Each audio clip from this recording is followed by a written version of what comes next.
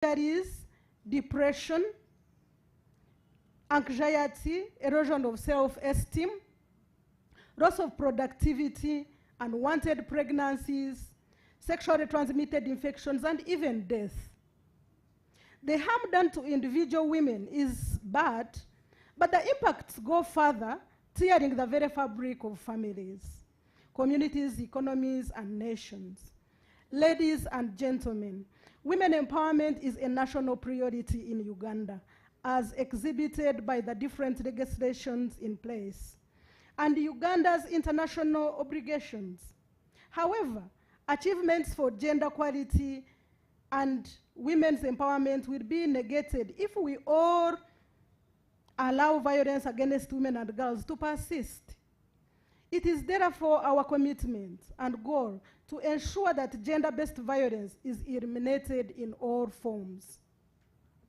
During Uganda's recent third universal periodic review, Uganda committed eradicating sexual gender-based violence through giving financial resources to programs intended to combat gender-based violence and to increase budget allocations and investments for early childhood development. The country further committed to expedite the adoption of the national gender policy, as well as enhance efforts to combat all forms of gender-based violence, including domestic and sexual violence. Uganda also committed to take measures to ease to justice for victims of sexual and gender-based violence, and to continue implementing national initiatives, policies, and plans to ensure gender equality, education for girls, to reduce the incidences of teenage pregnancies. Sustainable Development Goals, especially SDG 5, calls on states to achieve gender equality and empowering all women and girls. This requires elimination of all forms of violence against all women and girls in the public and private spheres, including trafficking and sexual and other types of exploitation. It also requires elimination of all harmful practices such as child early and forced marriages, female genital mutilation, and indeed affirm a culture of zero tolerance for violence against women. Ladies and gentlemen, the above commitments and aspirations all sound very impressive. However, they can only be implemented if there is deliberate efforts and commitment to eradicate sexual gender violence from our homes, communities, and country. It is time to reflect on the suffering of millions of women, including some seated here today. But most importantly, it is time to find solutions to this century-old problem. As stakeholders with a common goal, we need to strengthen our advocacy and civil education programs at all levels in order to end violence against women and girls. It is therefore our hope that this symposium will open up the much-needed dialogue on building synergies and practical synergies to eliminate sexual gender-based violence.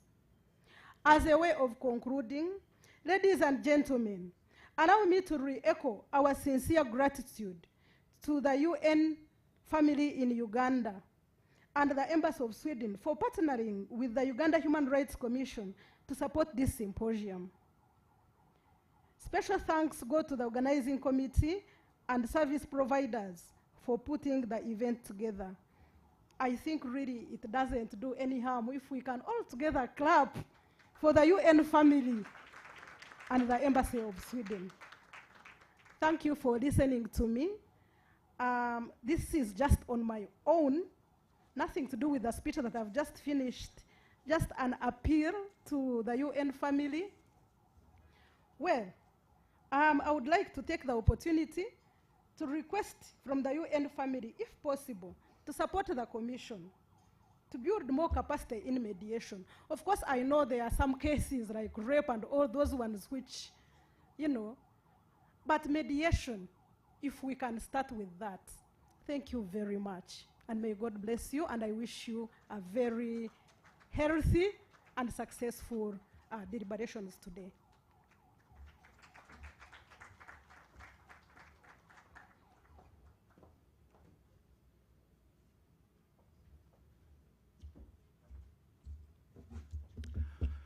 Another round of applause to the chairperson, Uganda Human Rights Commission. They are the reason we're here. They put this together with the United Nations in Uganda. She spoke about end of the 16 days of activism and the Human Rights Day, of course, which falls on 10th, which is tomorrow. But being a weekend, we pulled it forward to have the occasion today. Ladies and gentlemen, you'll note that in the year 2020, in the year 2021, there were up to 14,570 cases of defilement reported. That's a huge number. And that's the reason we're here to discuss and see how we bring this to a close. Next up, allow me take the honor to invite our next speaker, who is the country representative, Office of the High Commissioner for Human Rights, Mr.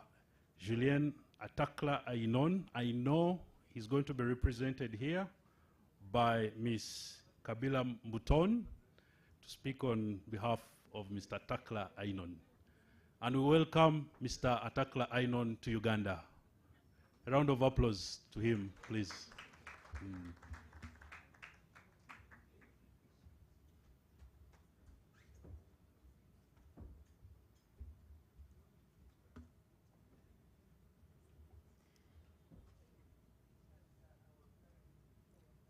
Representative of the Chairperson of the Uganda Human Rights Commission, the Honorable Chairperson of the Equal Opportunities Commission,